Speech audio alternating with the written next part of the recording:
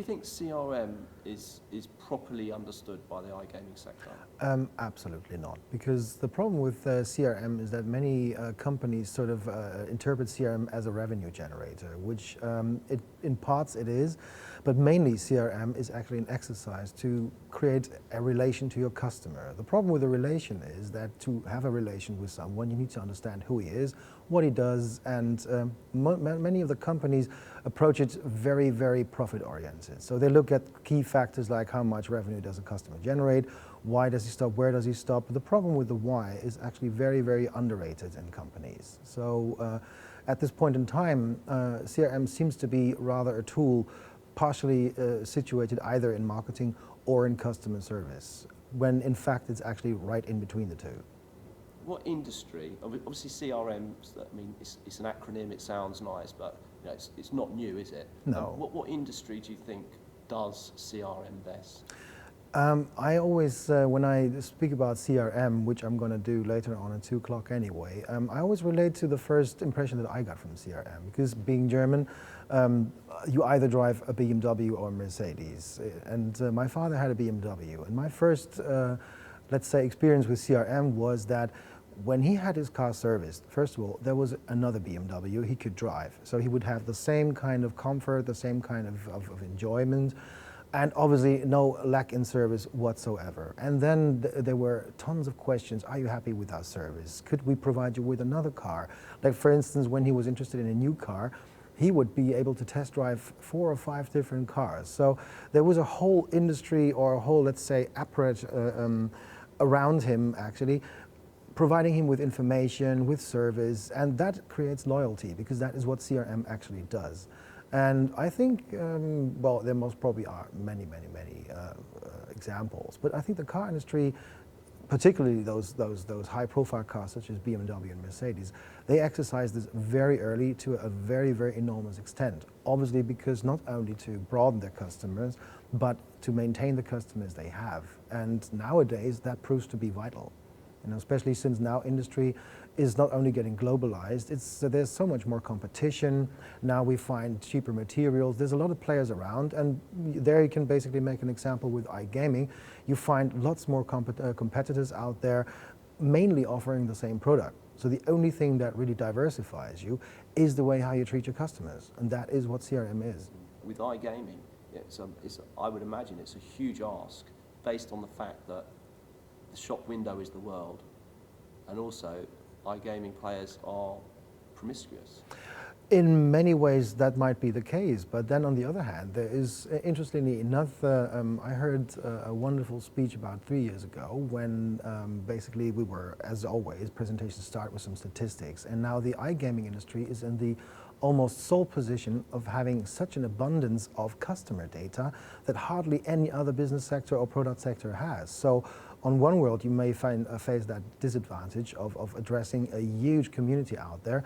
Then on the other hand, you have all the information at your fingertips, and being so dynamic, you know precisely what customers are doing. It's not like, take the previous example, you're not selling a car, and your customer drives off into the countryside and you have no clue what he's doing. With iGaming, you know at each point, at each minute, what your customer is doing. So if you face the huge task of addressing a huge community, I know that sounds very harsh, but it's your own fault, because at the end of the day, you have such a tremendous amount of data, you will always find out what people do, what interests them, and you can basically then focus on those key areas that are the most promising for yourself at the end of the day.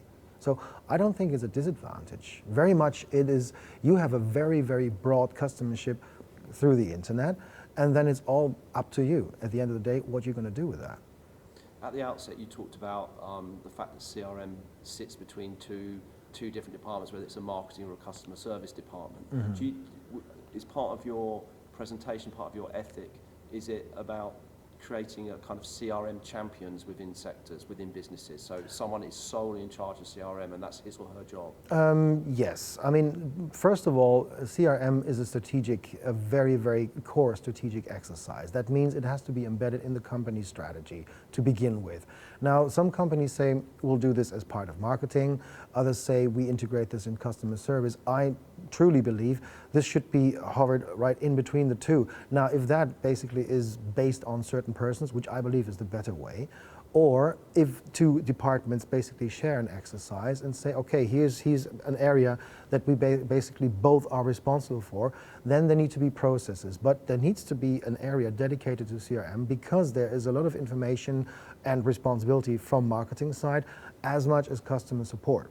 Because the marketers need to know what's happening with their product, so they are basically enabled to sell it in a better way.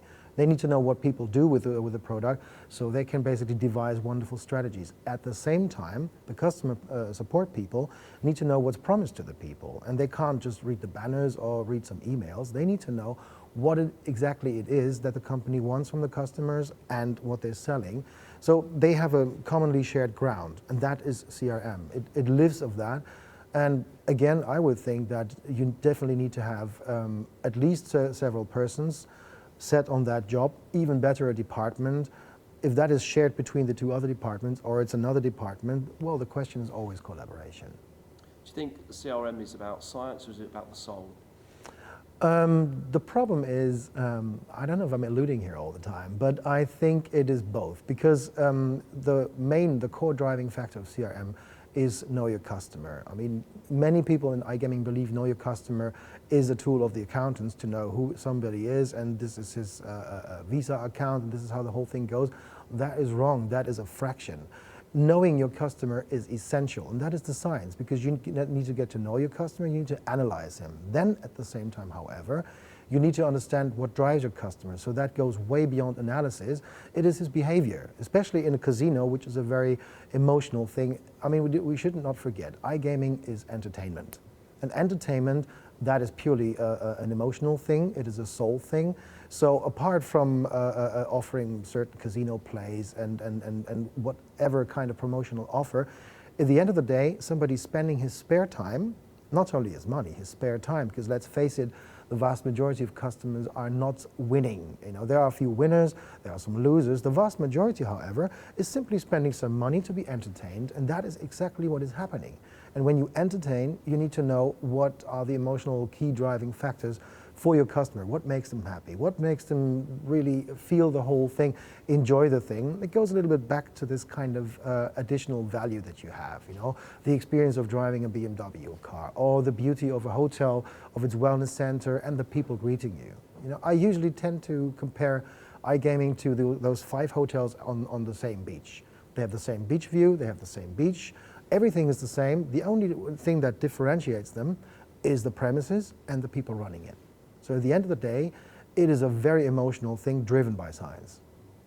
Do you find it amazing that or wonderful that the biggest gaming show in the world is actually now in Europe and not in the States?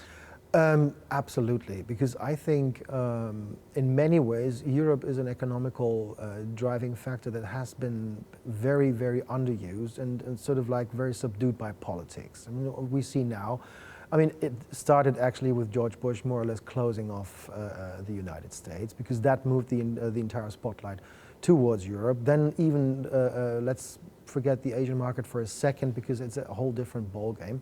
But if you look at South America, anywhere else, and Europe is actually the core center because of its multilingual history and the people that go throughout the world. I think it belongs here very much, because development is made here, technological development, marketing strategy, all that is devised here, not so much in America, where the whole thing is still a traditional ball game. So yes, I mean, it needs to be here, and it's good.